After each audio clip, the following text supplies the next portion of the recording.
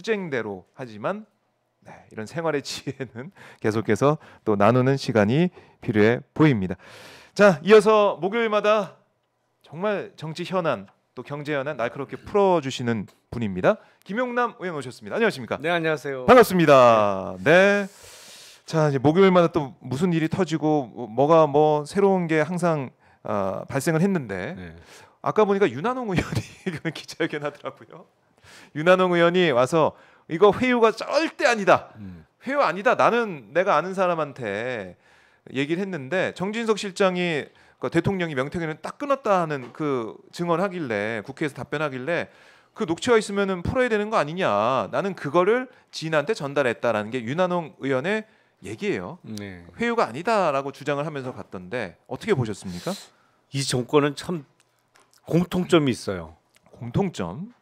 김영선이 좀 해줘라 해도 공천 개입 아니라고 하고 아니 녹취 파일이 나와도 아니라고 그래 무조건. 맞아요. 그러니까 무조건 잡아떼는 공통점이 있어요. 그러니까 아니 더 이상 어떻게 확실한 증거가 있어요. 그렇네요. 근데 무조건 아니라고 해요. 하여튼. 그러니까 이 내용도 사실 보면은 이걸 다 우리 국민들 또 시청자분들도 이 기자회견 보고 이게 회유 아닌가 이렇게 말씀도 하시는데 근데 예. 저런 그 이른바 억지 부리기가 확실히 일부 통하는 효과는 있기 때문에 저렇게 계속 억지를 부리는 것 같아요. 그래요. 그러니까 네. 예를 들어서 저런 기자회견을 하잖아요. 그러면 일부 언론에서는 타이틀을 회유한 적 없다, 회유 아니다 이렇게 뽑는단 말이에요. 그 워딩으로 뽑을 수밖에 없으니까 제목을. 그러면 윤한홍 회유 한 적 없다, 회유 아니다 이렇게 타이틀을 보면 대부분 또 이게 상세한 그 밑에를 안 보고 타이틀만 보는 분들이 많거든. 맞아요. 응? 그걸로 똑같아요. 윤석열 대통령도 공천 개입한 적 없다 이런 타이틀만 보고 공천 개입한 적 없나 보다. 이렇게 인식하는 분들이 분명히 있거든요. 일부지만. 그럼요. 그러니까 그런 층을 노리고 저런 거를 계속 하는 것 같은데. 그러니까 맨날 지지율 10% 나오는 거예요. 그렇게 믿는 분들은 하여튼 20% 언더 같아요. 그래요. 그러니까 그야말로 이제 우기기 전략 아닙니까? 우기기 전략. 또 언론의 그 제목만 보도가 되면 내 지지층은 그래도 긴가민가한 사람들은 붙잡아둘 수가 있다. 이런 차원 그 정도밖에 안 되는 전략이다. 그래요. 아니 지금 명태균 씨 이제 구속이 돼 있고 지난주에 이제 구속을 예상하셨어요. 좀 구속이 돼 있는데 검찰 수사 흐름은 좀 어떻게 보십니까? 생각보다 보도가 좀 많이 나오더라고요. 그런데 그 사실은 지금 창원 검사장 하는 정유미 검사를 제가 그 전에 잘 알아요. 물론 그러세요? 본 적은 오래됐어요. 근데 2001년인가 하여튼 20년 전이네요. 20년이 조금 넘었죠. 그때 그 제가 광주지검에서 그 평검사 중에는 이제 부수석 검사를 할 때인데 그때 정유미 검사가 막 검사를 인관해 갖고 왔어요. 그 같은 부에 있었어요. 같은 부에. 그래서 그때는 씩씩하고 일도 열심히 하고 그런 검사인데 최근 몇 년 동안은 갑자기 이제 친윤 검사 이게 타이틀이 붙더라고요. 그렇더라고요. 그게 아마 검찰 2%의 어떤 글을 올린 거 그것 때문에 그런 것 같은데 근데 물론 이제 오랜 시간이 지났습니다만 그 20여 년 전에 봤던 정유미 검사는 그렇게 뭐랄까 시류에 완전히 재빠르게 편승하는 검사는 아닐 거라고 저는 봤거든요. 그 당시에는 초짜 그때는 초임 검사니까 또 순수하기도 했고 물론 그런 게 있었겠죠. 그런 게 있었는데 그 당시에 인상은 그랬다. 그래서 저는 조금은 희망을 다시 갖고는 있는데 근데 희망을 걸었다가 실망한 적이 너무 많아갖고 조금 저도 스스로 조심스럽긴 합니다. 이게 이 도이치모터스 주가 조작도 저거를 어떻게 불기소를 할까? 그렇진 않을 불기소장에 것이다. 도장 찍을 검사를 구할 수 있을까? 그런 말씀 계속 하셨죠. 그런 생각을 했는데 진짜 찍더라고요. 불기소 진짜 하는 거 보고 뭐지 이거 그랬는데 그래서 신랄 같은 희망을 조금 걸어보기는 하는데 개인적인 인연이 또 뭐 조금이라도 있으시니까 예, 그걸 봤을 때는 그래도 이 정도 수사는 그래도 열심히 하고 윗선까지 가야 되고 그러니까 그게 ABC로 가야 되는 거 아니냐. 뭐 한 23, 4년 전에 봤던 정유미 검사가 아직도 초심을 간직하고 있다면 네. 그래도 흔적은 적어도 남겨놓지 않을까. 흔적. 흔적. 그 뭡니까? 흔적을 남겨둔다. 그러니까 예를 들어서 윗선까지 대통령 부부의 공천 개입까지 기소를 못할 수는 있어요. 뭐 여러 가지 그 원칙적으로는 그러면 안 되지만 물론 대통령은 불소추 특권이 있어서 기소가 헌법적으로 이제 기소는 못하고 대통령의 배우자는 할 수 있죠. 그러니까 대통령의 배우자에 대해서 기소까지는 못하더라도 나중에 시간이 지나서 정권이 바뀌어서 누군가 이 수사 기록을 들여다보면 이걸 왜 기소 안 했지? 그리고 쉽게 기소를 안 할 수 없게 흔적은 남겨놓을 수 있거든요. 그러니까 적어도 그 정도는 해놔야 되지 않을까 싶어요. 그래요. 흔적을 남겨서 기소까지 가면 베스트고 일단 현직 대통령 빼고 배우자까지는 좀 해야 된다. 그래요. 그러면 사실은 지금 검찰발로 얘기를 계속 우리가 듣고 있는 거 아니겠습니까? 그래서 일각에선 그래요. 창원에 의인이 있다. 창원지검에 의인이 있다. 열심히 하는 사람이 있다. 그리고 또 하나는 이게 보고가 올라가다가 대검 쪽에서 또 수사 내용이 흘러나오는 그런 정황도 있다. 이런 얘기도 일각에서 들리고 있고 어쨌든 수사 내용이 흘러나오고 있다는 것은 이거 제대로 수사를 하고 싶어하는 그런 의지가 있는 게 아니냐. 이런 희망도 가져보니 있던데 어떻습니까? 그 수사 진행 내용을 중간에 이렇게 언론에 주는 거는 이른바 이제 보통 흘린다고 표현하잖아요. 아시겠습니다만 수사 동력을 확보하기 위한 일종의 기법이거든요. 그러니까 이게 치고 올라가야 되는데 여러 가지 사유로 안 돼. 그러면 언론을 통해서 이런 내용이 있다라고 보도가 나가면 여론이 또 올라오면서 그 힘으로 뚫고 올라가는 단계적으로 이렇게 뚫고 올라가는 뭐 그전부터 써왔던 방법인데 수사 기밀이 철저하게 지켜지면 사실은 그런 동력도 얻기가 어렵죠. 그렇죠. 그리고 위에서 누군가가 아니 그거 아무 얘기도 없고 뭐 여론도 조용한데 왜 너 이렇게 네 맘대로 고집을 피워 이렇게 찍어 누르려고 할 수가 있단 말이에요. 그럴 때 이제 그런 사태를 막기 위해서 언론을 활용해서 이거 그냥 덮으려고 하면 큰일 납니다. 안 됩니다. 이게 도저히. 이거 보십시오. 여론 들고 있습니다. 이렇게. 그렇게 해서 이제 뚫고 올라가는 건데 누군가 분명히 있긴 있어요. 그래요. 누군가 조금씩 것이다. 나오잖아요. 그렇죠. 이렇게. 그러니까 수사를 어떻게 하고 있다 이런 것들이 나오고 있어서 이거 글쎄 진짜 계속 윗선까지 가는 거 아니야? 이런 생각을 하시는 분도 조금은 있던데. 그러니까 올라가고 적어도 이제 흔적은 왕창 편하게 남겨놓고 그 정도는 최소한 해야 된다. 그런데 지금 보면은 이게 이제 위로 올라가는 그런 뭐 가야 된다는 여론은 크지만 수사 상황은 일단 옆으로 좀 가고 있는 거 아니겠습니까? 그래서 이준석, 윤상현 이런 사람들이 수사를 받는다 이런 보도도 나오고 있는데 소환이 될 것이다 이런 관측도 있던데 이거는 뭐 잘 되고 있는 겁니까 어떻습니까? 아니 일단 옆으로 가야 위로 갈 수 있어요. 옆으로 가야 된다. 실제로. 그게 요렇게는 못 올라갑니다. 그래요. 바로 요렇게는 바로 가면 안 될까요? 아니 우리가 건물을 세워도 그렇잖아요.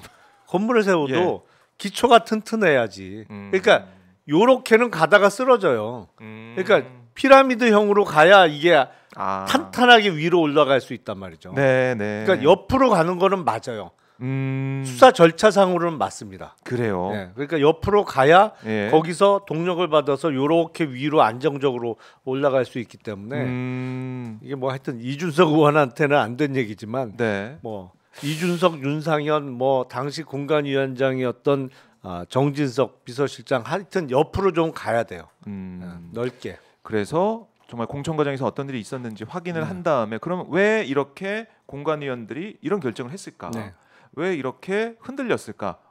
누구지? 그 위를 본다는 거죠. 그렇죠. 그럴 때 위를 본다. 그래요. 일단 거기서 누군가 이거는 제가 순수하게 제가 결정한 겁니다. 뭐 이렇게 나올 수는 있겠죠. 예를 들어서 특히 공관위원장 자리에 있던 사람들은 이건 공관이 내부적으로 결정한 거다. 네. 이렇게 진술을 할 거예요. 예. 하지만 그 과정에서 뭔가 본인에 대한 사법 리스크가 현실화된다면 말이 살짝 바뀔 수는 있겠죠. 이른바 우리가 총대 맨다고 표현하잖아요. 근데 총대 매봤자 총대 맬 사람은 별로 없을 것 같아요. 그러니까 본인들에 대해서 정말 본인이 형사처벌 받을 가능성이 현실화된다면 총대 맬 사람은 안 보여요. 그럼 결국 볼 수밖에 없을 것이다. 윗선으로 갈 수도 있다라는 건데 사실 지난주에 이제 이준석 의원의 입장 이게 좀 나오면서 이게 지금 뭐 알려졌지만 김태우 강서구청장 후보 공천 문제라든가 이강덕 포항시장 지금 포항시장 당시 예비 후보 당시 일이라든가 이걸 이준석 의원이 다 공개를 했단 말입니다. 그래서 그걸 보면서 이게 정말 또 공천 개입 의혹이 확인되고 있는 거다라고 많이들 분석이 나왔는데 지금 보니까 또 잠잠해진 것 같기도 하고. 그러니까요. 육성도 나오고 이렇게 이준석 의원의 증언도 나오고라고 했으면 국민들이 볼 때는 거의 빼박이라고 볼 수가 있는데 어떻게 보십니까? 정치적으로는 입증이 거의 돼 가고 있는 과정이죠. 거의 뭐 정치적으로는 그런데 이제 사법적으로 제대로 입증이 될 거냐? 그거는 이제 자료를 갖고 있는 사람들이 놔야 되는 자료를 거고. 말이 아니라 그렇죠. 구체적인 객관적인 자료. 아니 이준석 의원도 이제 본인이 한 얘기가 있으니까 더군다나 자료를 찾아 보니까 뭐 이렇게 얘기를 했잖아요. 뭐 보니까 뭐 웃긴 것도 있고 막 뭐 여기저기 얘기를 하더라고요. 그러니까 자료를 내놔야죠. 자료를 내놔야 된다. 그렇게 차곡차곡 쌓이면 뭐 올라가겠죠. 그리고 누가 봐도 그림은 벌써 나오잖아요. 그림은 그려져 어떻게 흘러갔을지. 그렇죠. 아니 육성이 나왔고 또 김소연 변호사 뭐 지금은 명태균 씨 변호인이 사임했다고 하지만 이준석 의원은 악의 축이라고 얘기를 하고 그 당시에 5월 9일 새벽에 어떤 얘기를 했는지 다 그림이 그려져서 딱딱 정말 퍼즐이 맞춰지는 것처럼 딱딱 맞아요. 그러니까 김영선 의원과 관련해서는 이미 그림이 완성이 됐고 그림이 완성이 됐어요. 뭐 어떻게 진행됐는지 다 나왔잖아요. 뭐 시간별로 쭉 다 나왔잖아요. 김영선 의원 관련해서는 뭐 끝났고 다른 후보들 그러니까 뭐 김진태 지사, 뭐 박완수 지사, 또 포항시장, 김태우 구청장 뭐 그거 말고도 시장 얘기도 나오던데. 그거 말고도 뭐 엄청 많을 수밖에 없는데. 그거를 지금 하나하나 확인해 보는 이제 과정으로 가는 것이고 정치적으로는 아니면은 우리가 그림을 그릴 수 있는 부분까지는 다 이제 그려지는 부분들이 있지만은 그걸 구체적으로 객관적으로 어떻게 증명할 것이냐 이 부분이기 때문에 그럼 이준석 의원이 가지고 있을 걸 추정되는 그 자료 이게 중요해 보이는데 이준석 의원은 제가 볼 땐 그래요. 제가 국회 가서 직접 만나서 뭐 질문도 하고 막 그랬었는데 검찰 수사 이제 방어용으로 검찰의 소환 대비용으로 이렇게 쥐고 하나씩 깔려고 그러는 거 아니야? 이런 취지의 질문을 제가 했었는데 그거 아니다. 그리고 구체적으로 더 얘기를 해라 했더니 아니 이름밖에 안 남게 다 구체적으로 얘기했다 뭐 이렇게 얘기하더니 다음날 또 이름을 또 얘기하더라고요. 그런 거 보면서 전략적으로 자신한테 유리한 쪽으로 이 자료를 조금씩 공개하려고 하는구나 저는 이런 느낌을 받았거든요. 의원님은 어떻게 보십니까? 좀 아쉽죠. 아쉬운 부분이 있다. 아쉬운 부분이 매우 있다. 아쉽죠. 그러면 만약에 검찰에서 이걸 수사하다 보면은 이준석 의원이 자료를 내거나 이렇게 하지 않으면 강제 수사, 뭐 그야말로 뭐 구글 드라이브 압수수색이나 휴대폰 압수수색이나 이렇게까지 갈 가능성도 있습니까? 어떻습니까? 근데 구글 드라이브는 자기가 지우면은 기술적으로 쉽지 않죠. 사실은 그 우리나라에 있는 게 아니니까 서버 자체가. 근데 집행이 안 되죠. 외국에 있는 건 우리나라 형사사법권이 미치지를 않으니까 텔레그램 쓰듯이 뭐 이런 그렇죠. 거죠. 그러니까 거기 서버에 대해서 우리나라 법원이 발부한 압수수색영장으로 집행을 할 수가 없단 말이죠. 그러니까 본인이 스스로 이제 패스워드를 알려주거나 아니면 본인이 찾은 파일을 건네주지 않으면 그 집행이 어렵습니다. 사실은. 이미 제출을 받아야 되는 상황이군요. 결국에는 그렇죠. 예. 모아서 달라. 예. 이런 비용은 달라 하면 찾아와서 줘야 되는. 예.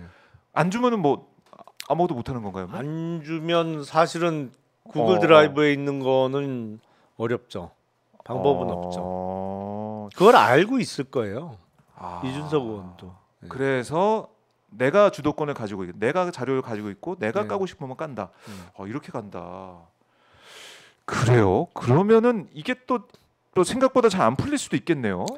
이준석 의원이 그러니까 버티면 아니 한동훈 대표가 뭐 아이폰 안 풀어주듯이 그러니까 그렇게 하면 어떻게 되는 겁니까? 이 관계된 사람들이 모두 다 예. 자기 이익을 위해서 지금 갖고 있는 자료든 뭐든 다 활용. 명태균 씨도 물론 그런 취지고 네. 그런 상황인데. 근데 명태균 씨는 정치하는 사람도 아니고 뭐 공인도 아니고. 네. 뭐 그건 그럴만해요. 그 사람 뭐 본인이 본인 이익을 위해서 여태 행동했던 사람이고, 네. 그리고 본인이 뭐 국민으로부터 표받을 사람도 아니기 때문에 그거는 이제 다른 방법으로 풀어가야 되는 건데, 대신 명태균 씨는 그 주변에 있던 분들이 공익적 목적으로 제보를 하고 공개를 하고 있는 거고. 있고. 근데 저는 네. 적어도 공인이라면 국민의 선택을 받았고 앞으로도 네. 받기를 원하는 사람이라면 명태균 씨하고 동일한 스탠스를 취하면 안 되죠, 사실은. 그러니까 이준석의 명태균화 뭐 이런 얘기까지 지금 인터넷에 나올 정도로 온라인상에 국민들께서 지켜보고 있는 사안입니다. 네. 정말 똑같이 갈 것이냐. 근데 공인이라면은 다른 모습을 정말 보여줘야 그래야죠. 국민들 네. 앞에. 그건 뭐 진솔한 모습을 또 진실을 밝히는 모습을 정말 보여줘야 된다. 그래요. 뭐 이 부분은 수사가 좀 어떻게까지 진행될지 모르겠지만 이준석, 윤상현 그 라인까지 와 있다, 코앞에 와 있다. 네. 거기 타고 올라가느냐, 아니면 타고 가다가 흔적만 남기느냐, 아니면 흔적도 안 남기고 그냥 안 가고 그냥 끝 이렇게 하든가. 그러니까 윤상현 의원도 웬만하면은 얘기 안 할 겁니다. 그럴 것 같아요. 그 동안은 언론에 대해서 얘기하는 거 보면은 그냥 입을 계속 다물고 있을 것 같은데. 그러니까 거기서는 그냥은 수사가 안 될 거고. 네. 조금 뭐 다른 수사 기법이 동원이 돼야 될 거예요. 다른 수사 기법. 네. 구체적으로 얘기하긴 좀 그런데. 강제 수사 말씀하시는 것 같은데. 네. 압색도 포함되는 뭐 그런 것까지 가야 된다고 말씀하시는 것 같은데, 뭐 검찰의 수사 상황을 계속 뭐 지켜보도록 하고요. 일단은 이제 그 옆으로 이제 퍼져 나오고 있다. 피라미드 이제 모양 밑에 기초를 다지고 있는 상황이다. 위까지 갈 수 있을지 않으면 이렇게 그냥 그림이 피라미드 못 만들고 이렇게 끝날지는 모르겠지만 봐야 될 것 같고요. 김소연 변호사는 왜 사임한 것 같아요, 의원님? 그건 어떻게 해석해야 될까요? 일각에서는 명태균 씨가 계속 이준석 공격하니까 그만하세요 하면서 이렇게 잘랐다는 얘기도 있고, 아니면은 용산과의 어떤 다리라고 볼 수 있는 그런 상황이었는데 용산이 전혀 연락이 안 되다 보니까 명태균 씨가 이거 아닌가 보다라고 뭐 잘렸다는 얘기도 있고 여러 가지 썰이 있는데 어떻게 보세요? 글쎄 저도 뭐 직접 확인한 바는 없는데 여러 가지 가능성이 있을 수 있겠죠. 네. 그래도 아직까지는 명태균 씨하고 뭐 이준석 의원은 사이가 나빠 보이진 않으니까. 근데 김소연 변호사가 이준석 의원을 계속 공격하다 보니까 그게 원인일 수가 있고. 그리고 제가 보기엔 김소연 변호사가 이제 이준석 의원을 공격하다 보니까 이게 자연스럽게 대통령 부부가 거기에 엮여요. 맞아요. 네. 이준석, 김건희 자연스럽게 엮이잖아요. 녹취까지 보도가 되고. 그러니까 이건 뭐지 했을 가능성도 좀 있을 것 같고. 생각지도 못했던 것을 튀니까. 아니 그러니까 피와 구별이 잘 안 되는 상황이 만들어지니까 이건 아닌데 뭐 했을 수도 있을 것 같고. 그럴 수도 있네요. 여러 가지 뭐 상황이 지금 뭐 상상이 되는데요. 김소연 변호인이 사임을 하면서 이게 또 어떻게 작용이 될지 봐야 될 것 같고, 이 명 씨의 구속 기간 만료가 다음 달 4일? 그렇죠. 만약에 이제 연장이 돼서 구속정부심 연장하겠죠. 구속정부심을 통해서 못 나오게 된다면 뭐 20일 채우고 뭐 기소가 될 걸로 예상이 되는데, 기간 어떻습니까? 좀 충분합니까? 뭐 열심히 수사는 하는 것 같은데. 부족해요. 부족하죠. 근데 법률적으로는 그렇게 됩니다. 이제 20일의 구속 기간이 도과되면 그 안에는 기소가 이루어져야 되는 거고. 네. 그 다음부터는 신분이 피의자가 아니고 피고인으로 바뀌는 거잖아요. 재판에 그러니까 가면 아무래도 소환이나 이런 게 그 피의자가 아니기 때문에 응하지 않으면 그만이에요. 사실은 이미 구속 기소가 된 피고인은 그 안에서 그 출정을 거부할 수가 있거든요. 그리고 그 전까지는 피의자 신문 조서를 받았다고 하면 그 다음부터는 참고인 진술 조서 형태로 바뀌어야 돼요. 네, 조사 방식이. 그래요. 그래서 아무래도 뭐 구속 기간 내에 수사를 끝내려는 취지인데 예. 사실은 사안에 따라서는 도저히 못 끝내거나 아니면 그 별건들이 이렇게 이거는 지금 정치자금법 위반으로 구속이 됐지만 사실은 별건이 더 크잖아요. 그러니까 공천 개입이라든지 뭐 여론조사 조작이라든지 창원 산당과 관련된 국정 개입이라든지 이런 덩어리가 더 큰 거기 때문에 수사는 계속 할 수밖에 없는 상황은 맞죠. 근데 거기서는 명태균 씨의 그 어떤 자세 내지는 입장이 중요하다. 왜냐하면 이미 기소가 된 피고인이기 때문에 명태균 씨가 나 출정도 안 해, 뭐 진술 안 해, 뭐 이런 식으로 계속 나오면 수사가 훨씬 어려워지죠. 그렇네요. 그럼 어떤 면에서 보면은 좀 시간이 부족하다 이렇게도 볼 수 있고 제대로 된 수사할 수 있는 시간이 부족한데 얼마나 성과를 낼지 이거는 국민들에게서 지켜보고 있는 것이고 자, 근데 이 명 씨가 지금 뭐 재판에 넘겨지고 뭐 어떤 진술을 하고 이런 건 잘 모르겠지만은 윤석열 대통령 이 부부의 그 본질적인 공천 개입 의혹 이거는 검찰에서 아까 흔적을 남기고 그냥 덮을 수도 있고 어떻게 할지 모르겠지만은 결국 뭐 특검으로 가야 국민들이 객관적으로 믿고 이거 신뢰하고 이럴 것 같아요. 제가 볼 그렇죠. 이 정부 임기 내에는 특검밖에 없는 거고. 이 정부 임기가 끝나면 그 다음부터 알아서 갈 겁니다. 이거는 알아서 수사가 될 겁니다. 그래요. 근데 이제 임기 끝나기까지 계속 그러면 국민들은 궁금해하고 모른 채로 지나가야 되냐? 그건 옳지 않죠. 그러니까 이미 국민적 의혹이 커진 상태이기 때문에 빨리 의혹에 대해서 뭐 해소가 됐던 의혹에 대해서 규명이 돼서 책임질 사람은 책임을 지든 그게 이제 신속히 이루어져야 사실은 법치 국가죠. 그래요. 그래서 뭐 김건희 특검법도 지금 이제 올라와 있고 28일 재의결 예정인데 자 지금 한 일주일 남았습니다. 어떻게 예상하십니까? 저는 그 국민의힘 당원 게시판 사건하고 조금 연계성이 있다고 봐요.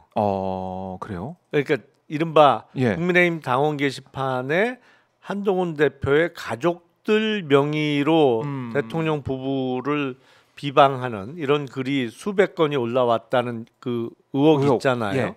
이제 그 실행위자가 누구냐?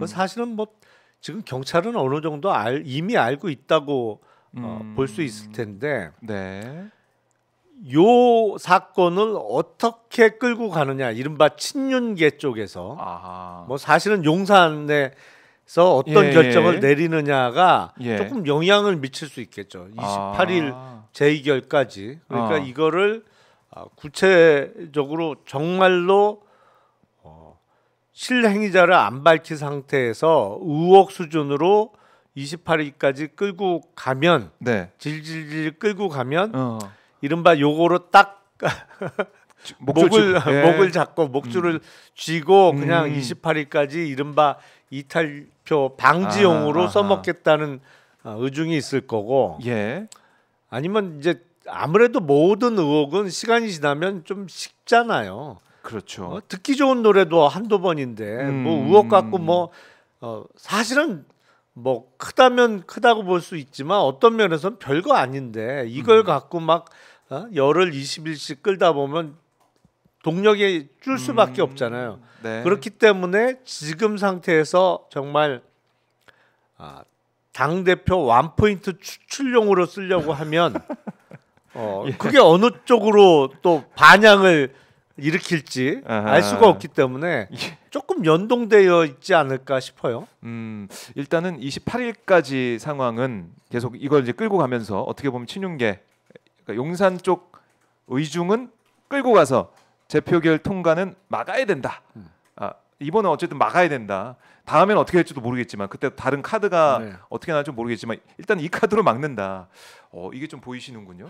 근데 한동훈 대표 입장에서 국민들이 볼 때도 이건 뭐 진보 보수 상관없이 너무 답답한 거예요. 아니 기명기고 아니면 아니다 얘기를 해주면 되잖아요. 그러니까 아니 그렇게 즉각 그것도 이제 정치적인 어떤 예. 해법이 아니고 항상 사법적으로 뭐 고소 고발 아니면 제소 이런 식으로 해결하던 네. 사람이 왜 이 문제에 있어서는 대답도 못해. 그러니까요. 이게 참 희한하다라는 거 계속 이제 공격을 받고 있는 건데 한동훈 대표 입장에서는 이걸 못 넘어선다? 그럼 국민들 판단은 아니 뭐야 이거 뭐 제대로 밝히는 것도 없고 자기 문제에 대해서는 이렇게 소극적일 수가 있느냐 이런 비판할 것 같아요. 그러니까 이번 문제를 어떻게 예. 해결하느냐가 1차적인 평가의 기준이 될 수 있을 것 같아요. 아니 그러니까 뭐 어떤 면에서는 예. 정말로 가족 중에 누군가가 그 글을 올렸을 수 있죠. 제가 예. 보기엔 뭐 45년생인 장인이나 이런 분들이 직접 그렇게 막 열심히 했을 것 같지는 않고 45년생은 우리 나이로 80이잖아요. 그러니까 그렇게 열심히 하셨을까? 뭐 그렇게는 생각 안 되고 이제 가족이니까 뭐 예. 동의를 받아서 누군가가 한 명 내지는 두 명이 하지 않았을까 싶은데 뭐 아닐 가능성도 물론 있죠. 다 열려 있습니다. 네, 뭐 정말로 동명이인이든지 아니면 딴 사람이 그 사람의 어떤 아이디를 도용해서 제3자가 했을 수도 범죄처럼. 있는데 예. 만약에 그랬으면 한동훈 대표가 벌써 수사 의뢰 고발 뭐 하지 않았을까 싶은데 그런 조치는 아직 없고 그러면 이제 다른 가능성은 네. 가족 중에 누군가 한두 명이 이렇게 가족 아이디를 사용해서 했을 텐데 예. 제가 보기엔 뭐 아주 못할 만한 건 아니잖아요. 네? 보면 맞아요. 대통령 부부에 대해서 뭐 못할 소리 한 건 아니라고 저는 생각해요. 네. 네, 그게 뭐 당원 게시판이다 보니까 어떻게 당 대표가 대통령 부부에 대해서 또 가족 이름으로 또 이렇게 또 나오고 있느냐 이게 파장이 커졌는데 국민들 볼 때는 이렇게 쓸 수도 있지. 아니 꽤 객관적인데 뭐 이렇게 보이잖아요. 그냥 객관적으로 할 만했는데 뭐 이렇게 생각할 수. 물론 한동훈 대표를 띄우는 거 그건 약간 남사스러운 측면이 있어요.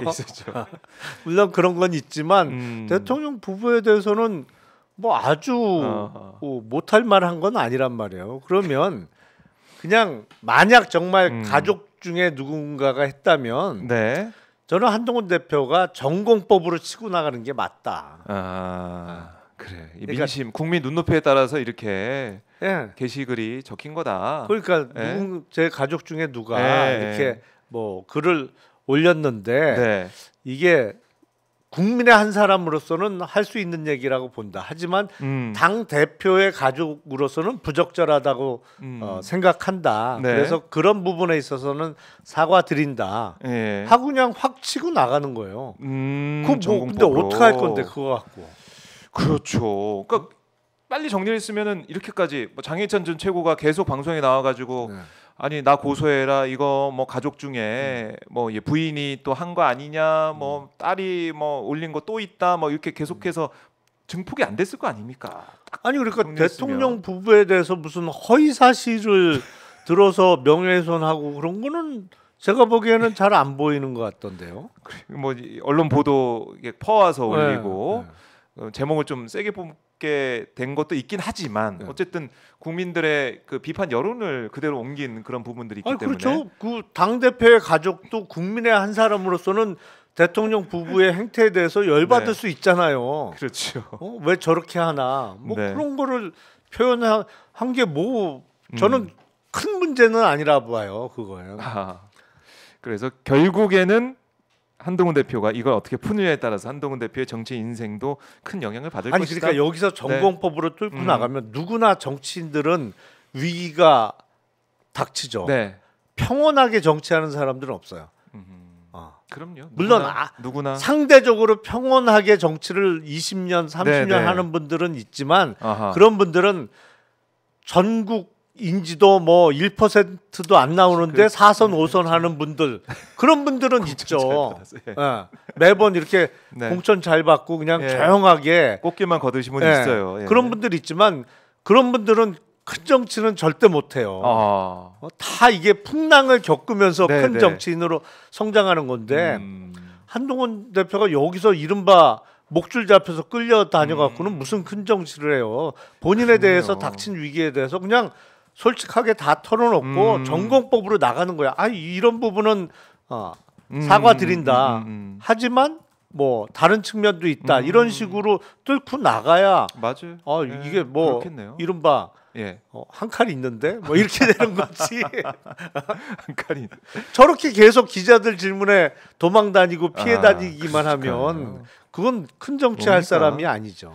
자, 이 부분 한동훈 대표가 명심해야 되는 그 부분은 이제 김용남 의원이 짚어주셨고 우리 또 의원님도 이제 큰 정치를 하기 위해서 이 풍랑을 이제 헤쳐나가고 있는 거 아니겠습니까?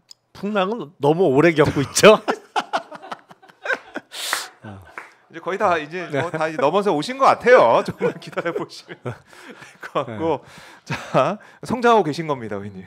예. 계속 성장하고 계신. 성장은 오래 하네요. 오래 하고 있습니다. 그런데 이 홍철호 정무수석의 발언이 또 큰 파장을 일으키고 있지 않습니까? 뭐 오늘 조간 다 썼던데 그제 국회 운영위에서 그러니까 부산일보 기자가 윤 대통령 기자회견에 던진 질문에 대해 뭐라고 했냐면 그러니까 부산일보 기자가 이런 거였죠. 아니 국민들이 대통령께서 무엇에 대해 사과했는지 어리둥절할 것 같으니 보충 설명해달라 이렇게 얘기를 했어요. 우리도 기자회견 보면서 아니 뭐에 대해 사과하는 겁니까? 저렇게 사과하면 안 되지 이렇게 했잖아요. 우리도. 아니 그리고 그날의 베스트 질문이었어요. 그게 많은 국민들이 그렇게 생각하시잖아요. 맞아요. 그 질문이 제일 속 시원한 질문이었습니다. 그런데 거기에 대해서 홍철호 수석이 뭐라고 했냐면 제가 그대로 좀 읽어드리면 대통령에 대한 무례라고 생각한다. 대통령이 사과를 했는데 마치 어린아이에게 부모가 하듯이 뭘 잘못했는데 이런 태도. 저는 그 태도는 시정해야 된다고 말한 그 부분. 그 태도는 시정해야 된다. 이렇게 얘기를 했습니다. 어떻게 들으셨습니까? 그 정신 나간 거죠. 사실은 기자의 본연의 임무 자체가 국민을 대신해서 권력에게 질문하는 거잖아요. 그렇죠. 특히 권력기관을 출입하는 기자들은. 그러니까 부산일보의 그 기자분은 기자로서의 본분을 행한 거예요. 그리고 그날 기자회견 보는 많은 국민들이 다 비슷한 생각을 가졌잖아요. 맞아요. 처음에 꾸벅 절 한번 하더니 그 다음부터는 다 잘못한 게 없대. 아니 그게 당장 드는 생각이 아니 뭘 잘못했다는 거지? 저럴 거면 왜 그렇죠. 처음에 사과를 했지? 다 그런 생각을 갖고 있었는데 끝부분에 부산일보 기자가 그 질문을 했단 말이에요. 그러니까 근데 그걸 무례하다고 생각을 하면 그런 거예요. 수사기관의 본연의 임무는 혐의가 있으면 불러서 조사해서 이걸 법적으로 처리하는 거예요. 근데 김건희를 불러서 조사하려고 누가 만약에 그런 주장 내지는 아이디어를 했다면 대통령실에서 보면 이건 무엄한 거지. 어딜 오라가라야 지들이 와야지. 그렇네요. 그 매사가 이런 식이야. 근데 그 사람들은 본연의 임무를 다 하려고 하는 거란 말이에요. 기자는 권력에게 의문을 제시하거나 질문을 할 수 있는 거고 검찰은 범죄 혐의를 받고 있는 사람을 불러다가 조사를 할 수 있는 건데 이거를 무례하다, 무엄하다, 어딜 감히 이런 식으로 반응을 하니까 이게 국가 전체적으로 제대로 돌아가질 않는 거예요. 이게 완전히 삐뚤어진 시각이죠. 그걸 정말 그대로 보여준 그 인식을 그대로 보여준 현장이었다라고 단적으로 보여준 예시라고 저는 생각해요. 아니 기자가 질문하는데 그게 무례야?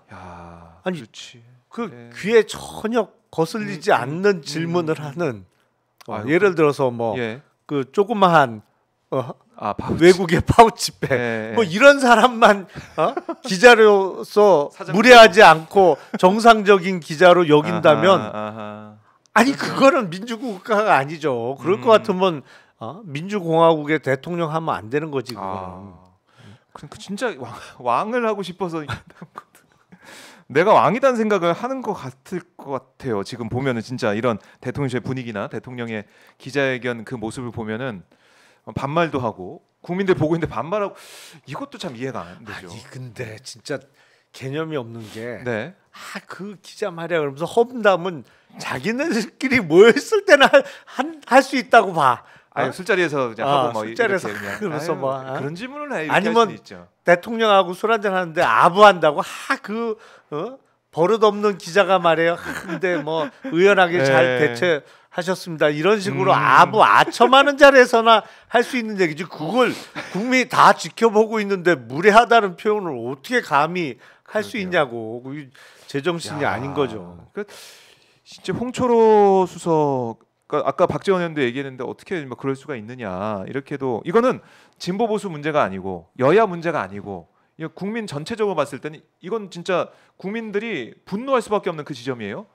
대통령은 국민들의 그 혈세로 월급 받으면서 대신 봉사하는 자리입니까? 공복 아니 공복. 그러니까 국민들의 머슴이죠. 네. 근데 머슴이 주인한테 무례하다 이렇게 얘기하는 셈이니 국민들 어떻게 받아들이겠습니까? 이거는 빨리 정리를 해야 될 것 같아요, 대통령실에서. 아니 뭐 그리고 잘못한 게 없으면서 그런 식으로 반응하면 조금이라도 이해를 하겠어요. 아이고. 잘못은 뭐 여기저기 주렁주렁 해놓고 질문하는 기자한테 무례하다고 하니 이게 적반하장이죠. 적반하장.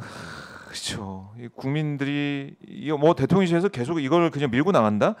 저는 입장은 나와야 된다고 봐요. 아니 그러니까 자세가 전혀 안 바뀌고 사실은 11월 7일 기자회견 이후에 더 하는 것 같아요. 그러니까 더 철벽 방어를 하고 더 뻔뻔하게 나오고 더 그런 것 같아요. 이제는 아예 그냥 우리의 갈 길은 이거다. 그리고 그 방향으로 가기로 결정을 한 것 같은데 걱정해요. 이게 반성의 기미가 없잖아요, 정말. 그렇죠. 반성의 기미가 없는 거. 그리고 이 기자회견 한 다음에 이틀 뒤에 골프장 가서 골프 친 거. 그것도 골프 외교라고 이제 포장을 했지만 봤더니 그 전부터 여름에도 치고 뭐 부천 이 화재 참사 일어났을 때도 그때 추모 기간인데도 치고 그 다음에 군 이제 훈련이 있는데도 국군 통수권자가 또 골프 치고 이게 이어지고 있는데 이제 트럼프 대통령 골프 외교 위해서 그리고 트럼프 대통령이 라운딩하러 가자고 해서 갔을 때 골프 못 치면은 그게 결례다 이런 얘기도 하지 않았습니까? 그 말도 안 되는 소리지. 대통령이 정말. 골프를 쳐야 골프 외교할 때 딱 그 잘 치는 모습 보여줘야 된다. 뭐 이런 취지 같은데. 아니 미국 대통령이 골프 한번 칩시다 할 때 거절한 대통령도 있었어요. 아 그래요? 그 YS가 그랬잖아요. 아 그랬었나요? YS 정부 때 공무원들 골프 치지 마 그랬잖아요. 그래갖고 그때는 골프장에 국정원에서 나가서 차 번호판 적어가고 그랬잖아요. 공무원들 혹시 골프 치나 그래갖고 그래서 그때는 뭐냐면 골프 치는 공무원들이 어디 휴게소나 어디 중간에서 만나서 공무원이 아닌 사람 자동차로 다 옮겨 타고 들어가고 뭐 별 이상한 일을 다 했죠. 근데 아니 물론 골프를 칠 수 있으면 그 상대방 국가 원수가 뭐 합시다 할 때 들어주는 게 좋겠죠. 뭐 YS처럼 골프는 무슨 골프 조깅이나 하자 그래갖고 새벽부터 클린턴 대통령은 당시 별로 생각도 없는데 새벽부터 뛰게 만드는 것도 뭐 그것도 일장일단은 있을 것 같은데 그거는 한쪽에서 하자고 해서 무조건 따라가야 되는 것도 아니고 그렇죠. 합의를 해야 되는 거 아닙니까? 골프 안에 조깅하자 해서 조깅한 거고. 그때는 조깅했잖아요. 그래서 YS 때는. 우리도 만약에 골프하자 그러면 대통령이 당구 칩시다. 뭐 그럴 수도 야구합시다. 있는 거고. 그렇게 하면 되고. 아니 그러니까 골프 치고 싶다 그래서 뭐 골프 칠 수 있는데 못 쳐도 아무 상관없어요. 트럼프 대통령이 뭐 골프 못 친다고 뭐 앞으로 너하고 외교 안 해 뭐 이럴 거예요. 그건 말도 안 되는 핑계고. 근데 대신 뭐 100번을 양보해서 골프 뭐 칠 수 있죠. 근데 적어도 8월 24일 을지훈련 기간 중에 다른 장성은 다 골프 못 치게 하면서 국군 통수권자가 골프를 친다든지 아니면 10월 12일 날 북한의 그 도발 때문에 비상 걸려 있는 상태에서 골프 치고 이거는 개념이 없는 거죠. 개념이 없는 거다.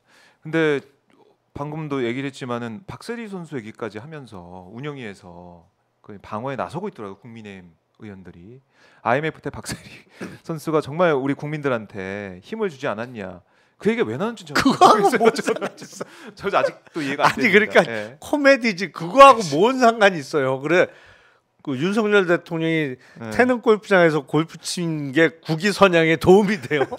뭔 소리야 그게? 아 국힘도 참 답 안 나와요 보면 진짜. 그러니까 어떻게든 이걸 포장해서 이제 방어를 하기 위해서 이른바 실드를 치기 위해서 노력은 하는데 그게 더 이제 매를 부르는 거 아니겠습니까? 네. 국민들이 볼 때는 더 화가 나는 것이고 거기서 박세리가 왜 나옵니까 진짜 그런 얘기. 그리고 뭐 대통령이 골프 칠 수 있는 거 아니 이런 얘기도 계속 나오고 있는 것이고. 아니 대통령도 아유. 골프 칠 수 있는데 네. 엉뚱하게 트럼프 핑계를 대지 말았어야 되는 거고 그리고 치지 말아야 될 상황에서는 안 쳤어야죠. 아니 전쟁 대비해서 한국군과 미군이 합동 군사 훈련을 하고 있는데 더군다나 을지 훈련은 군인들만 하는 게 아니잖아요. 그럼요. 공무원들도 한단 말이에요. 근데 국군 통수권자이자 행정부 수반인 대통령이 어떻게 을지 훈련 기간 중에 골프를 치냐고. 하하. 근데 그거에 대해서 청와대 관계자 해명이 더 과간이에요. 네. 아니 군사 훈련 기간 중에 군 시설인 군 골프장에 있었던 게 뭐가 문제냐 이런데 아유 이거 진짜 만나면 한 대 때려줄 수도 없고 그걸 말이라고 해요. 그러니까 이게 해명이 더 큰 논란을 낳고 있는 것이고 골프 맨 처음에 그게 적발이 됐을 때 밝혀졌을 때 아니 뭐 주말에 골프 치러 갔다 이렇게 하면 되는데 그러니까. 골프 얘기 8년 만에 골프채 잡았다고 하니까 거짓말이다. 거짓말 논란이 더 커지는 거 아니겠습니까? 거짓말 계속 이제 들어오고 있는 게 명태균 씨와 경선 이후에는 연락 안 했다라고 했는데 취임식 전날에 통화한 것도 나오고 그러니까 거짓말이 쌓이다 보니까 이 정권 안 되겠다라는 판단을 국민들이 아니 하고 최근에 있는 나온 겁니다. 거는 뭐 술도 같이 먹었다는 거잖아요. 술도 같이 먹었다. 어. 박한수 지사. 네, 지사하고 같이 가서 술도 먹었다는 의혹이 지금 새롭게 나오잖아요. 네. 그러니까 거짓말에 대해서는 국민이 정말 못 참는다. 다시 한번 지적을 할 수밖에 그러니까 없고. 지금 요새 드러나는 건 다 경선 이후에 맞아요. 벌어진 일이잖아요. 아마 술 마신 거는 3월 9일 대통령 선거 이후 시점 아닐까 싶은데. 그럴 것 같은데. 술을 마셨다면. 네. 그 부분도 있고. 그리고 이 취임 이후에도 뭔가 소통이 있었다라는 그 녹취 이 자료 이것도 이제 공개가 될 거다 이렇게 또 민주당 쪽에서 얘기를 하더라고요. 좀 봐야 될 것 같고요. 저희가 말씀드리는 중에 홍초로 수석이 사과를 했네요. 잘못했죠. 네. 말도 안 되는 얘기를 한 거지. 자 뭐라고 했냐면 정무수석으로서 적절하지 못한 발언 한 점에 대해 부산일보 기자분과 언론 관계자 여러분께 사과드린다. 정무수석으로서의 본연의 자세와 역할을 가다듬겠다. 이렇게 얘기를 했습니다. 뭐 이 사과 안 하고는 못 빼기는 상황이 됐죠. 그럼요. 이걸 어떻게 그냥 넘어가겠습니까? 명백히 잘못한 거죠. 네. 아니 근데 대통령도 좀 사과를 하셔야지. 사과 아닌 사과 했잖아. 이게 고개 한 15도 정도 이렇게 숙여가지고 그 이후에는 뭐 잘못한 게 하나도 없다고 그랬는데 없다고 하고 있고 모르겠습니다. 11월 말에 뭐 다시 소통하는 기회를 만들겠다라고는 하고 있는데 뭐 지켜봐야 될 것 같고 저번처럼 할 것 같으면 아예 안 하는 게 낫고 안 하는 게 낫다. 예, 그래요. 자 그리고 뭐 결국 이어서 얘기할 수밖에 없는 게 CBS 노컷 뉴스 기자 입틀막 폰틀막이라고도 하던데 거기가 공개된 장소예요. 아시겠지만은 골프장에 들어가서 막 페어웨이 막 다니면서 찍은 게 아니라 울타리 바깥에서 그 차가 막 엄청 오고 하니까 대통령 왔나 보다 해서 그걸 딱 찍고 있는데 막 경호원들이 달려가지고 폰을 뺏었다는 거 아닙니까? 그리고 물어봤던 게 뭐냐? 이 정보 어디서 들으셨어요? 바로 제보자 색출하기 위해서 바로 그걸 물어본 거 아니겠습니까? 이것도 입틀막에서 폰틀막까지 온 거 전혀 안 변화했다는 윤 대통령 모습이에요. 근데 좀 위험해 보여요. 하는 게 왜요? 아니 이제는 뭐 언론을 상대로 막 막아서고 이러잖아. 무례하다 그러고 폰 뺏고. 아니 그러니까 그 전에 뭐 입틀막 사건도 연이어 있었습니다만 이거는 조금 뭐랄까. 불안한가 정권 입장에서는 아니 아무리 불안해도 그렇지 할 게 있고 못하는 건 안 해야죠. 근데 이게 점점 독재를 굳히려고 하나? 이게 지금 개념이 너무 없어요. 독재로? 아니, 예. 골프장 안에서 찍었다고 하더라도 그 태릉 골프장 자체가 보안 시설이 아닙니다. 이게 민간인 출입도 얼마든지 가능한 거고. 그럼요. 다 들어가요. 식당도 하고 뭐. 예. 식당에서 밥도 먹을 수 있는 거고 뭐 아니고 바뀌고 상관없이. 근데 다만 골프장은 자기 영업 대상이 아닌 골프장 이용객이 아닌 사람이 안으로 들어오는 거는 뭐 안 되죠. 골프장 측에서는 저지할 수 있겠지. 그렇죠. 하지만 골프장이 그 경호는 골프장 직원이 아니잖아요. 네. 자기네도 이용객 중에 이용객 무리 중에 한 명이면서 무슨 권리로 거기를 막아서고 저 폰을 뺏고 그러냐고. 그러니까 이게 이제 대통령이 이제 오는 그 현장이니까 경호 뭐 지역이다. 뭐 트럼프도 사실은 총 저격하는 그 상황에 있을 때도 뭐 똑같은 상황 아니냐 뭐 이런 식의 해명을 경호처에서 하더라고요. 아니 공개된 장소에서 대통령이 탄 차량 같은 거를 이렇게 어느 시민이 폰으로 찍으면 그게 불법이에요? 잘 이해는 안 되는데. 그래요. 그래서 경호처는 우리는 문제가 없어. 우리는 프로토콜대로 했어. 이런 주장을 펼치고 있는데 국민들이 이건 또 납득이 안 되는 거 아니겠습니까? 아니 그러니까 한남동 지금 관저에서 용산의 대통령실까지 출근하는 대통령을 길거리에서 어느 시민이 이렇게 찍었다. 대통령이 탄 차량을. 경호는 나와서 폰 뺏고 왜 찍으세요? 그거 안 되잖아요. 그게 무슨 근거가 없는데 아무리 봐도. 아니 이것도 마찬가지죠. 그러니까 더군다나 골프장 입구 전에 거기는 공용 도로란 말이에요. 그렇죠. 도로고 공개된 장소인데 거기서 시민이 찍던 기자가 찍던 그걸 어떻게 뺏어요? 무슨 근거로? 아니 총을 겨눴다면 뺏을 수 있지. 근데 폰을 겨눴다고 뺏어? 글쎄 근거가 있을까요? 저는 근거가 생각이 안 나는데. 흉기로 변할 수 있다고 생각했나요? 이게 폭발물이 숨겨져 있을 수 있으니까. 김건희 씨 조사할 때도 그런 뭐 주장을 하던데. 이 정부 들어서는 휴대폰이 다 흉기가 돼가고 있네.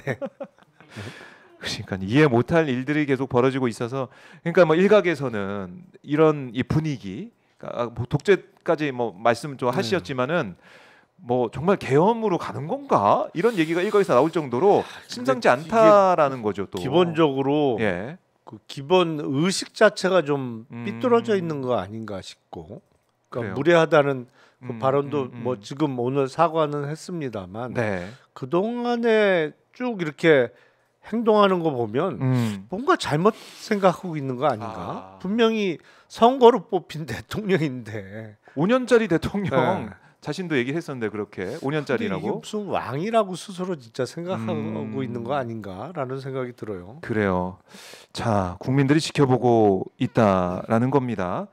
자, 미숫고 카메론님께서 슈퍼챗 보내주셨네요. 고맙습니다. 달러로 보내주셨어요.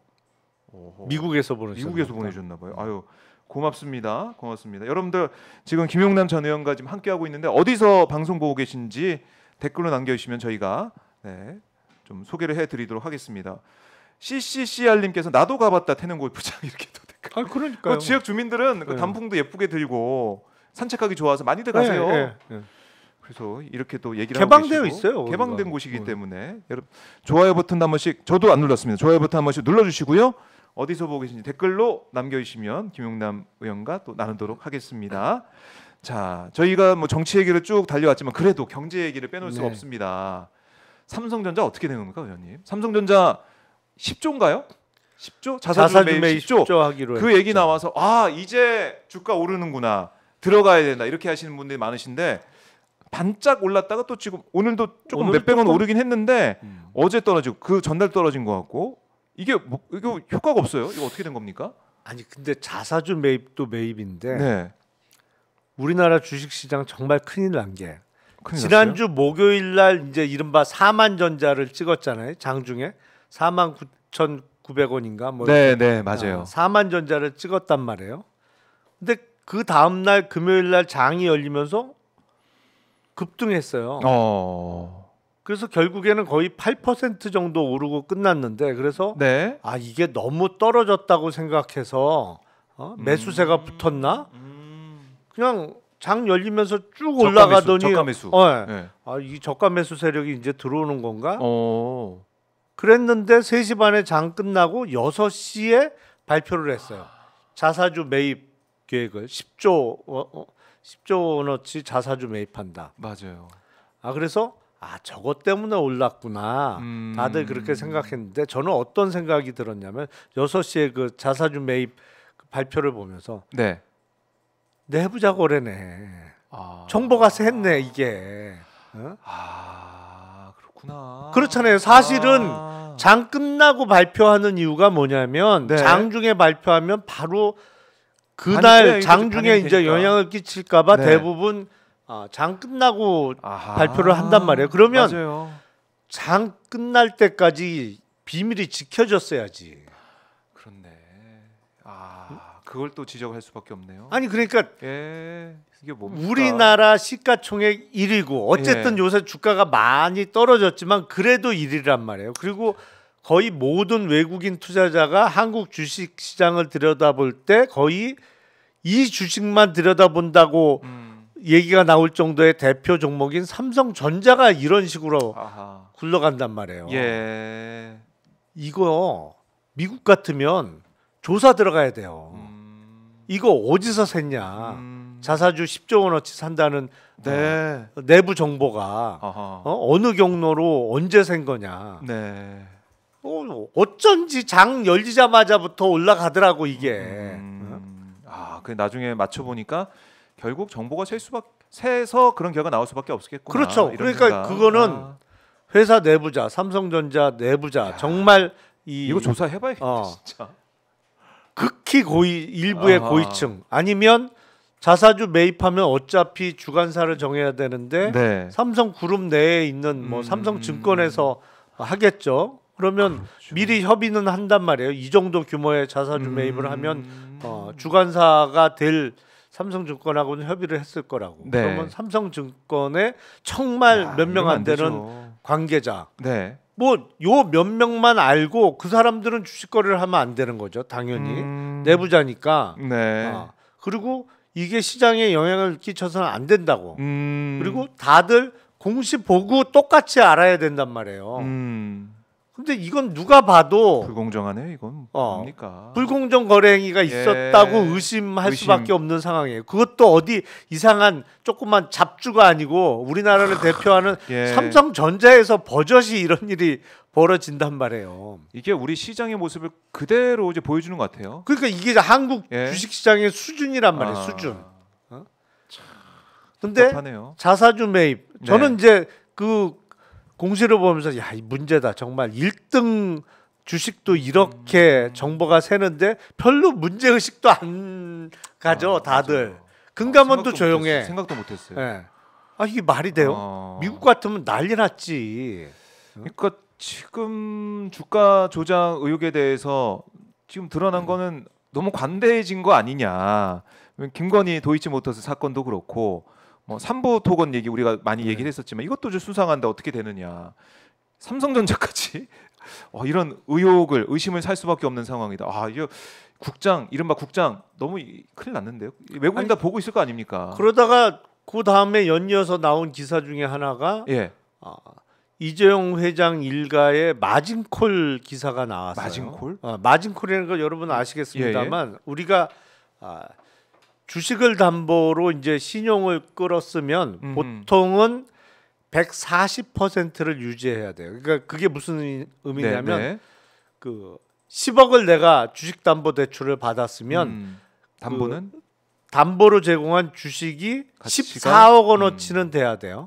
140%를 유지해야 돼요. 그러니까 주식이라는 거 우리나라 같은 경우엔 하루에 하한가 맞으면 30%가 깨지니까 이제 안전막으로 140%의 담보 비율은 유지를 해야 된단 말이죠. 근데 그 홍나희 씨나 이런 분들이 상속세 납부하기 위해서 삼성전자 주식을 담보로 대출을 받고 그거로 지금 상속세를 분할 납부하고 있는 상태죠. 근데 삼성전자 주식이 최근에 많이 떨어지면서 140%이 담보 비율을 못 맞추는 상황이 됐다. 그래서 일부 담보를 교체했다. 그러니까 삼성전자 주식이 아닌 삼성물산 주식을 더 바꾼다든지 아니면 담보로 제출하는 주식을 더 늘려서 추가 담보를 제공한다든지 뭐 그렇게 해야겠죠. 이런 이제 기사가 났단 말이에요.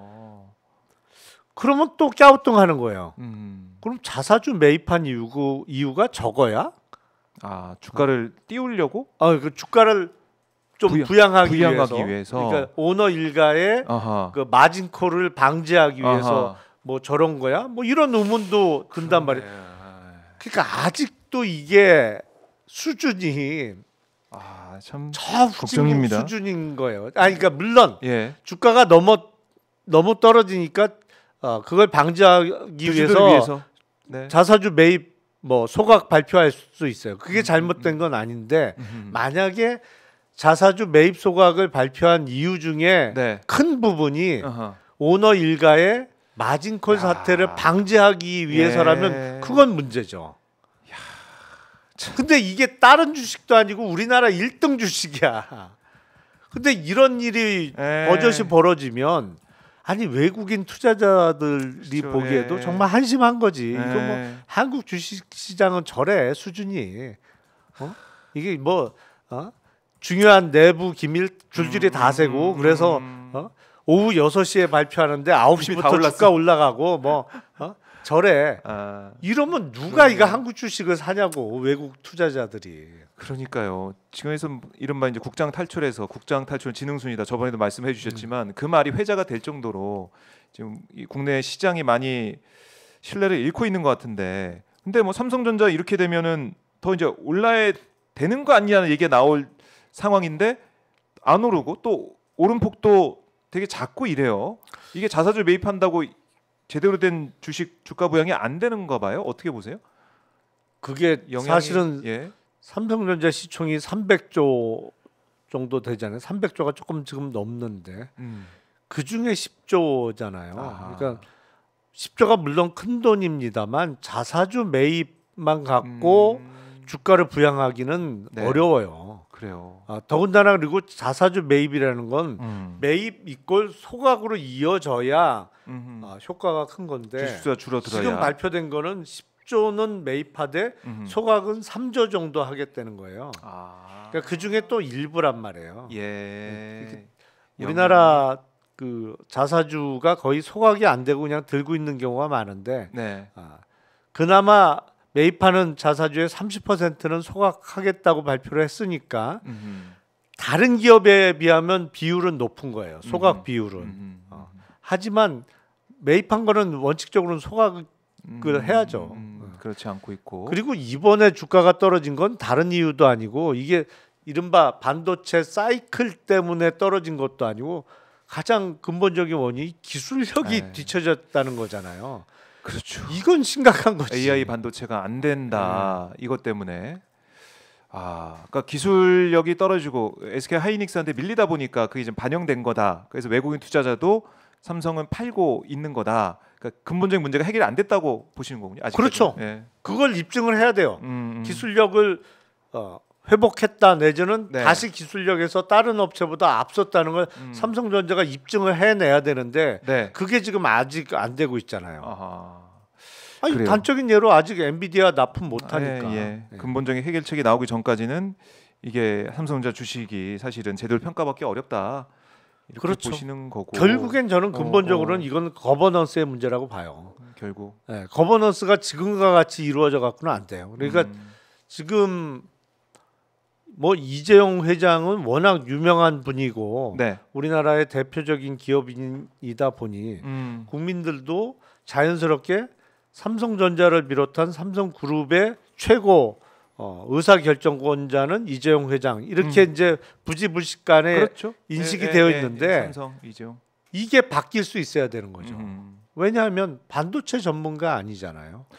그러니까 이른바 이제 엔지니어 마인드의 CEO가 와야 그 이끄는 수장이 와야 정말 달라지고 해외를 보면은 외국에 잘 나가는 기업들을 보면은 그런 식으로 하지 않습니까? 그러니까 이 오너가 직접 뭘 한다 이거보다는 정말 그 마인드를 가지고 있는 사람이 와서 직접 경영을 하는 모습인데 그렇게 가지 않으면은 또 쉽지 않을 것이다 앞으로도. 그 지금 이른바 재벌 경영이 3세 때 이르면서 네. 여기저기서 좀 표현은 그렇습니다만 마이너스의 손들이 꽤 많이 보인단 말이죠. 손 대는 거마다 그냥 안 돼. 손 대는 거마다 이게 2세 때까지 그래도 경영을 잘 해오던 게 3세 내려가면서 뭐 주가도 어마어마하게 박살나고 뭐 이런 기업들이 꽤 많단 말이죠. 지금 거의 한계점에 이른 것 같아요. 그래요. 이대로는 안 된다. 우리나라 재벌 경영의 한계점이 이제는 3세대에 오면서 거의 여과 없이 노정되고 있다. 이렇게 보여요. 그래요. 근데 또 이제 트럼프가 이제 집권을 하게 됐습니다. 내년 1월에 취임하고 난 다음에 그때는 정말 어떻게 될 것이냐. 우리나라 시장은, 우리나라 경제, 우리나라 기업들은 어떻게 될 것이냐. 여기에 대한 우려도 큰데 반도체 칩스법 이것도 그렇고 IRA도 그렇고 이게 제대로 바이든 때 약속한 게 될 것이냐 이런 우려도 있잖아요. 그러니까 반도체 보조금 약속된 게 안 지켜질 가능성에 대해서 본격적으로 이제 그 얘기가 나오더라고요. 논의가 되고 있는 거고 그렇게 되면 지금 그 SK 하이닉스도 마찬가지입니다만 삼성전자도 텍사스에 대규모 공장을 지어놨잖아요. 근데 지금 그거에 대해서 안에 반도체 라인을 안 깔고 있으니까 그 리스크가 분명히 작용을 하는 거죠. 이거 여차하면 보조금 받을 줄 알고 사실은 미국은 제조업은 솔직히 경쟁력 없어요. 왜냐하면 임금이 워낙 비싸기 때문에 일도 우리보다 숙련도도 떨어지는 것이고 사실 기본적으로.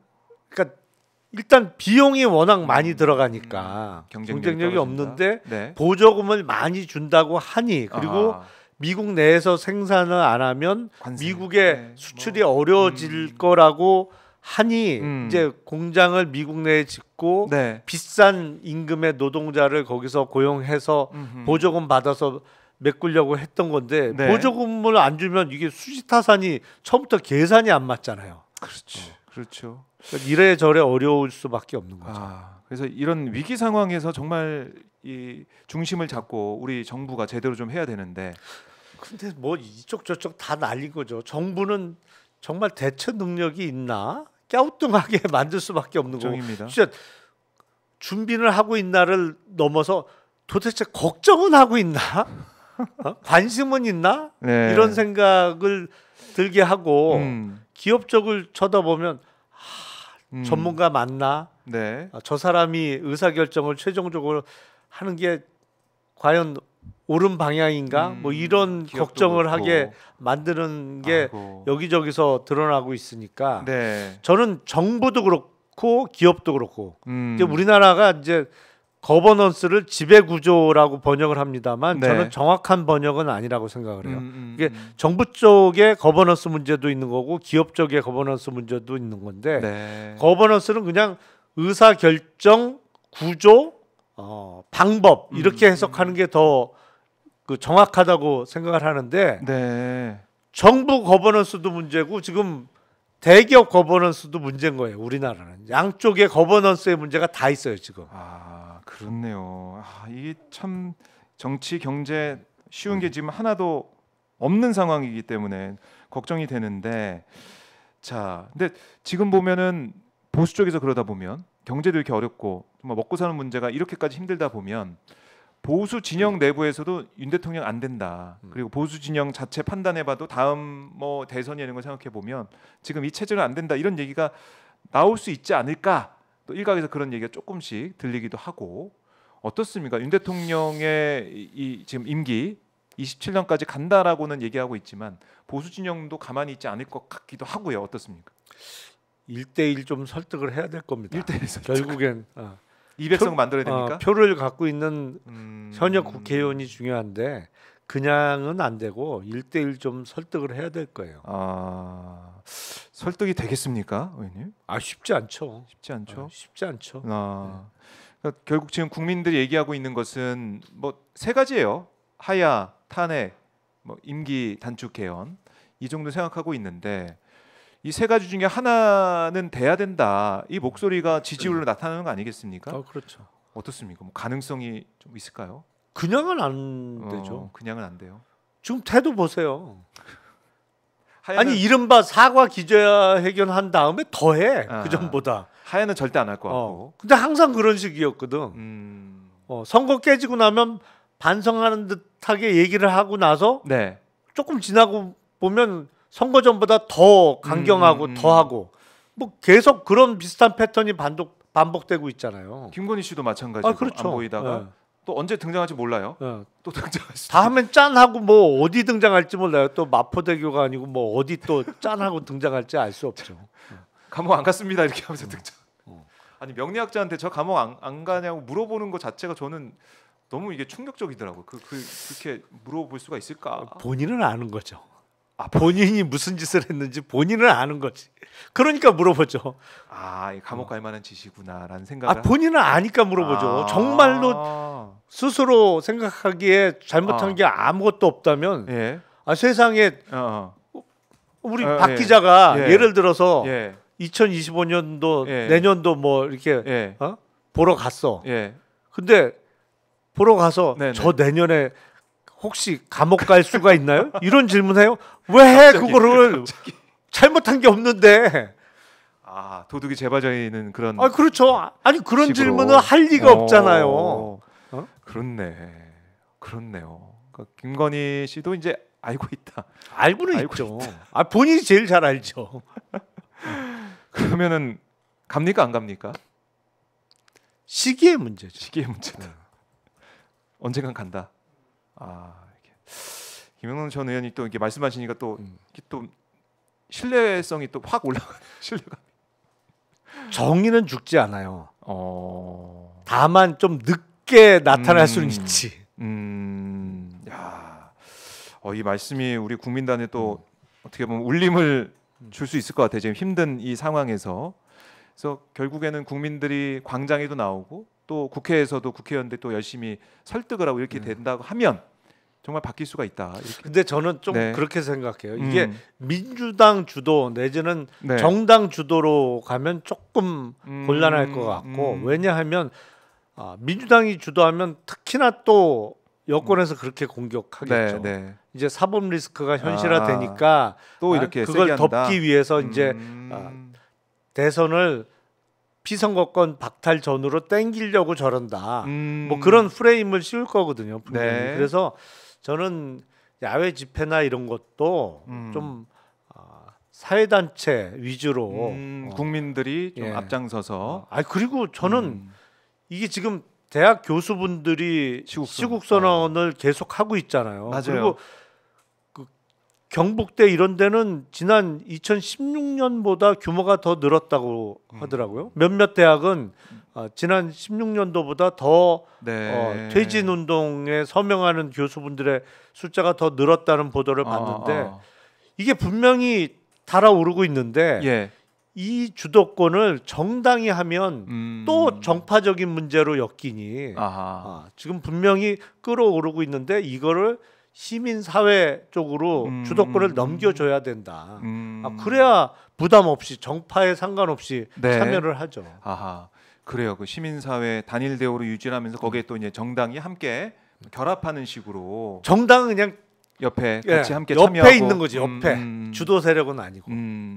그래요. 그 방안도 어쨌든 이 방향 갈 길은 정해져 있고 정답은 정해져 있으니까 가기 위해서는 또 시민사회 또 우리 국민들이 주도적으로 하는 게 또 필요하고 그게 또 효과적일 수도 있다.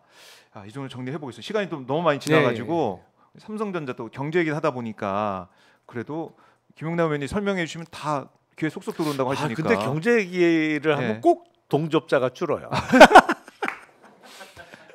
중요한 부분이긴 하지만 중요한데. 근데 그래도 동접자 줄더라도 할 얘기는 해야 됩니다. 짚을 건 짚어야 되고 그래도 김용남 의원이 어떻게 보면 경제까지 할 수 있는 그런 전문 지식을 또 가지고 있기 때문에 저희가 물어볼 수밖에 없는 것이고요. 아까 제가 출석 체크 좀 해달라고 했더니 한글로리아님께서는 시드니에서 보고 계신다고 하셨고 부산에서 오영길님 고맙습니다. 소망님께서 제주도에서 시청 중입니다. 이렇게도 말씀하고 계시고 자 그리고 닭 손질 끝내고 보고 있습니다. 아까 유창순대 삼계탕 님께서 말씀도 주고 계시고, 그리고 대한민국 이 주시장 못 믿습니다. 들꽃 여행 TV님께서 이렇게도 그러니까 빨리 신뢰 회복이 급선무예요. 한국 주식시장은. 그래요. 훈민정님이 경제 이야기 정말 중요해요. 재미있어요. 이렇게도 말씀을 하고 계시네요. 감사합니다. 네, 딥블루님 김용남 멋지다 최고 이렇게도 응원을 해주고 계십니다. 임혜숙님은 전주에서 시청해요. 이렇게도 댓글을 주셨네요. 네, 고맙습니다. 자, 오늘 긴 시간 의원님 고생 많으셨고요. 다음 주에도 또 저희가 경제 또 정치 얘기 묶어서 가보도록 하겠습니다. 고맙습니다. 네, 감사합니다. 감사합니다. 네. 김용남 전 의원 이렇게 보내드리겠습니다. 좀 얘기를 하다 보니까 길게 또 오늘 방송을 진행을 해봤는데요. 자, 김병준 의원님, 김용남 전 의원 좋은 방송 하늘아님 최고 맞아요. 이렇게도 말씀하고 계시고, 간만에 슈팅님은 여긴 보수의 왼팔 경남입니다. 정권 교체 제발 이렇게도 말씀을 하고 계시네요. 자, 이렇게 많은 분들이 함께 박정희 핫스팟 함께 시청해 주셨습니다. 고맙습니다, 여러분. 자, 박정희 핫스팟 이렇게 오늘 나온 뉴스들 또 현장도 저희가 아까 윤한홍 의원 기자회견 현장도 연결하면서 입체 생중계 살아있는 입체 시사로 함께하고 있습니다. 여러분들 매일 아침마다 오마이TV 박정희 핫스팟 오셔서 함께해 주시면 고맙겠습니다. 네, 9시 되면 8시 50분 되면 항상 오마이TV 오셔서요 들어와 주셔서 인사해 주세요. 네, 저희는 문을 열어두고 기다리고 있겠습니다.